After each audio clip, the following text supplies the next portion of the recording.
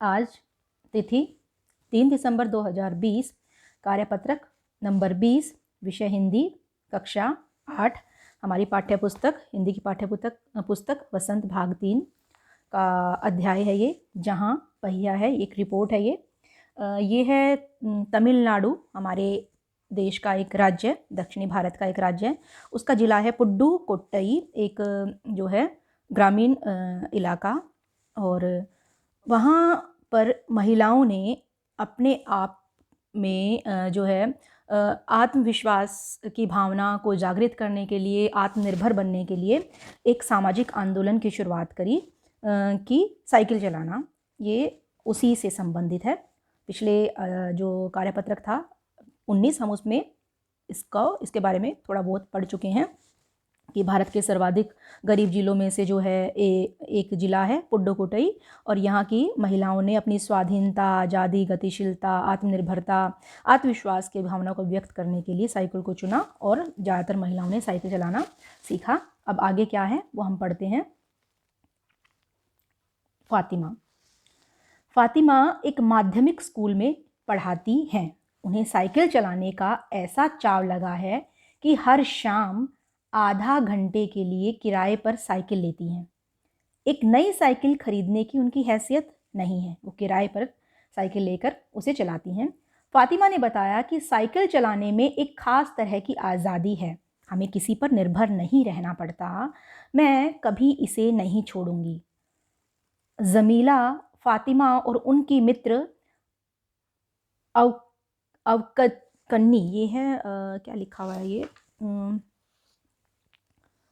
उनकी मित्र का नाम है अवकन्नी। इन सब की उम्र 20 वर्ष के आसपास है और इन्होंने अपने समुदाय की अनेक युवतियों को साइकिल चलाना सिखाया है। ये सभी जो हैं मुस्लिम लड़कियां हैं। इस जिले में साइकिल की धूम मची हुई है।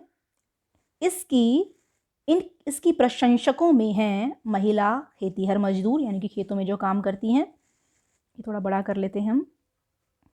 पत्थर खदानों में मजदूरी करने वाली औरतें, गांव में काम करने वाली नर्सें, बालवाड़ी और आंगनवाड़ी कार्यकर्ता, बेशकीमती पत्थरों को तराशने में लगी औरतें और स्कूल की अध्यापिकाएं भी साइकिल का जमकर इस्तेमाल कर रही हैं। ग्राम सेविकाएं और दोपहर का भोजन पहुंचाने वाली औरतें भी पीछे नहीं हैं। सबसे बड़ी संख्या उन लोगों की है जो अभी नव साक्षर हुई हैं, यानी कि जिन्होंने नई नई साइकिल चलानी सीखी है। जिस किसी नव साक्षर अथवा नई साइकिल चलाने वाली महिला से मैंने बातचीत की, उसने साइकिल चलाने और अपनी व्यक्तिगत आज़ादी के बीच एक सीधा संबंध बताया। आगे है, साइकिल आंदोलन की एक अगुवा का कहना है, यानी कि उसकी अगुवाई करने वाली, शुरुआत करने वाली मुख्य बात यह है कि इस आंदोलन ने महिलाओं को बहुत आत्मविश्वास प्रदान किया है। महत्वपूर्ण यह है कि इसने पुरुषों पर उनकी निर्भरता कम कर दी है। अब हम प्राय देखते हैं कि कोई औरत अपनी साइकिल पर 4 किलोमीटर तक की दूरी आसानी से तय करके पानी लाने जाती है। कभी कभी साथ में उसके बच्चे भी होते हैं। यहाँ तक कि साइकिल से दूसरे स्थानों से सामान ढोने की व्यवस्था भी खुद ही की जा सकती है। छोटा कर लेते हैं थोड़ा, क्योंकि दिखाई नहीं दे रहा। लेकिन यकीन मानिए, जब इन्होंने साइकिल चलाना शुरू किया तो इन लोगों ने जमकर प्रहार किया, जिसे इन्हें झेलना पड़ा। गंदी गंदी टिप्पणियाँ की गई, लेकिन धीरे धीरे साइकिल चलाने को सामाजिक स्वीकृति मिली, इसलिए महिलाओं ने इसे अपना लिया। अब इसके शब्दार्थ हैं। चाव, यानी कि साइकिल चलाने का चाव, यानी कि शौक। हैसियत, उसकी औकात, ठीक है। इस्तेमाल, प्रयोग करना। अगवा, आगे चलने वाला। अब ये प्रश्न है बेटा, प्रश्न और उत्तर, ये मैंने आपके लिए यहाँ नीचे किए हुए हैं। सबसे पहला प्रश्न है कि पुडुकोट्टई जिले में साइकिल का इस्तेमाल कौन सी महिलाएं करती हैं?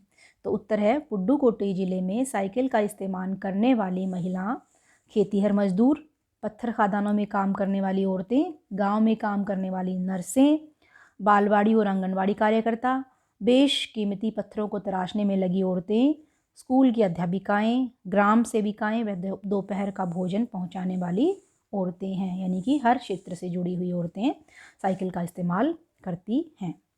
दूसरा प्रश्न है, आपके अनुसार महिलाओं ने साइकिल चलाने और अपनी व्यक्तिगत आज़ादी के बीच एक सीधा संबंध क्या बताया होगा? तो उत्तर है इसका, पुडुकोट्टई ग्रामीण रूढ़िवादी पृष्ठभूमि वाला मुस्लिम इलाका है, ठीक है, जहाँ पर महिलाओं का इस तरह के कार्य करना उचित नहीं समझा जाता, कि साइकिल चलाना वहाँ पर सही नहीं समझा जाता। तो जब वहाँ की महिलाओं ने साइकिल चलाना आरंभ किया तो उन्हें कहीं जाने के लिए बस का इंतज़ार नहीं करना पड़ता था और किसी अन्य पुरुष पर भी निर्भर नहीं रहना पड़ता था। इस प्रकार साइकिल चलाना उनकी व्यक्तिगत आज़ादी से जुड़ गया। तो प्रश्न था कि महिलाओं ने साइकिल चलाने और अपनी व्यक्तिगत आज़ादी के बीच, कि भाई साइकिल चलाने से उनको आज़ादी कैसे मिली है ना? तो उन्होंने जो है इसका उत्तर यही है कि वो जो है किसी पर निर्भर नहीं रहना पड़ता था, वो अपने काम स्वयं कर सकती थी, इसलिए वो व्यक्तिगत आज़ादी महसूस करने लगी। अगला प्रश्न है प्रश्न नंबर 3, पुडुकोट्टई की महिलाओं में साइकिल चलाने से आत्मविश्वास व आत्मनिर्भरता कैसे आए होंगे? कल्पना कीजिए, यानी कि खुद पर विश्वास कैसा पैदा हुआ होगा उनके अंदर, और खुद पर निर्भरता है कि किसी और पर निर्भर नहीं है। तो कल्पना करके बताना है हमें, कि सोचिए कि भाई कैसे आए होंगे, अगर उनको साइकिल चलाना आ गया तो कैसे उनके अंदर आत्मविश्वास और आत्मनिर्भरता की भावना आई होगी। तो उत्तर, हम कल्पना कर सकते हैं कि निम्न प्रकार से पुडुकोट्टई की महिलाओं में आत्मविश्वास और आत्मनिर्भरता आए होंगे। सबसे पहला है कि कहीं जाने के लिए उन्हें किसी पुरुष या बस का इंतज़ार नहीं करना पड़ता था, कि कोई पुरुष उन्हें लेके जाएगा या बस में जाएंगी वो। वह साइकिल पर आसानी से लंबी दूरी तय करके पानी ले आती होंगी, बच्चों को स्कूल छोड़ाती होंगी, दूसरे स्थानों से सामान ढोने की व्यवस्था ही भी खुद ही कर लेती होंगी। इसके अलावा वे सारे कार्य जो साइकिल से कर सकती थी वो खुद कर लेती होंगी। तो इससे उनके अंदर आत्मविश्वास आया और आत्मनिर्भरता की भावना आई। अब प्रश्न नंबर 4 है कि ग्रामीण महिलाओं के लिए साइकिल आंदोलन शुरू करने से पहले क्या क्या बाधाएं आई होंगी, सोच कर लिखिए। तो कोई अगर नई शुरुआत करनी है, किसी पुराने तौर तरीके को हटाकर कुछ नया करना है, तो हमारे सामने जो है अनेक बाधाएं आती हैं। तो उस इलाके की महिलाओं के सामने क्या क्या बाधाएं आई होंगी? तो उत्तर है इसका, पुडुकोट्टई ग्रामीण रूढ़िवादी पृष्ठभूमि वाला मुस्लिम इलाका है, यानी कि पुरानी प्रथाओं को मानने वाला, कुछ नया जो है वो जल्दी से स्वीकार नहीं करते। तो ग्रामीण रूढ़िवादी पृष्ठभूमि वाला जो है एक मुस्लिम इलाका है, जहाँ पर महिलाओं को इस तरह के कार्य करना उचित नहीं समझा जाता होगा, ठीक है। वहाँ की महिलाओं को साइकिल चलाने पर बहुत विरोध का सामना करना पड़ा होगा। लोगों ने फप्तियाँ कसी होंगी, गंदी गंदी टिप्पणियाँ की होंगी और जमकर प्रहार भी किया होगा, यानी कि अनेक ऐसी बातें कही होंगी जिससे कि उनका आत्मविश्वास डगमगा जाए और वो पीछे हट जाएं, ठीक है, जिसे इन्हें झेलना पड़ा होगा। और तब कहीं जाकर साइकिल चलाने को सामाजिक स्वीकृति मिली होगी। तो इसका उत्तर है। अब प्रश्न नंबर 5 है, गतिविधि, यदि पहिया ना होता तो क्या होता?